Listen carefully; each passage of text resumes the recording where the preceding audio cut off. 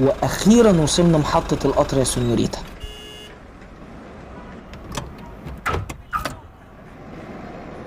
ليتا، انا هروح اقطع التذاكر وانت هتستنيني عند مكنة الكابتشينو اللي على الرصيف. انا مش هأخر عليكي، ماشي؟ اوكي. يا لوليتا، اتأخرت عليكي؟ لا. اصل انا ملقتش زحمة على شباك التذاكر، فحجزت في القطر وشحنت الشنط كمان. اوه ريلي بيوتيفول. ياه، المحطة دي اتطورت كتير قوي عن زمان. ذكرياتي فيها كتير وانا صغير، من ايام القطر ابو سفرة وقطر النوم والقشاش.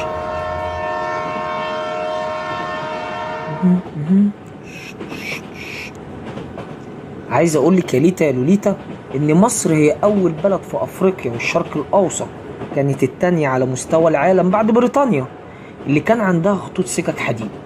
اوه واو.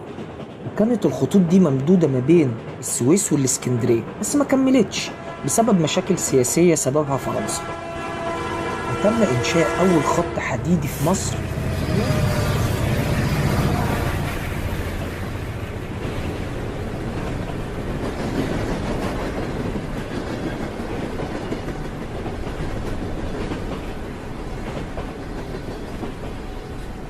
وبعدها بفترة بقى انتشرت السكك الحديد في مصر كلها.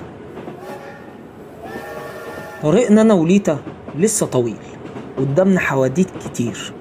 لو انت عارف المعلومة اكتبها لي في الكومنتات تحت، لو انت مش عارفها اعمل شير للفيديو، ممكن تلاقي غيرك عارفها. لو انت اول مرة تتفرج عليا وعجبك الفيديو ياريت تدوس لايك وتعمل سبسكرايب للقناة. شكرا لحسن استماعكم.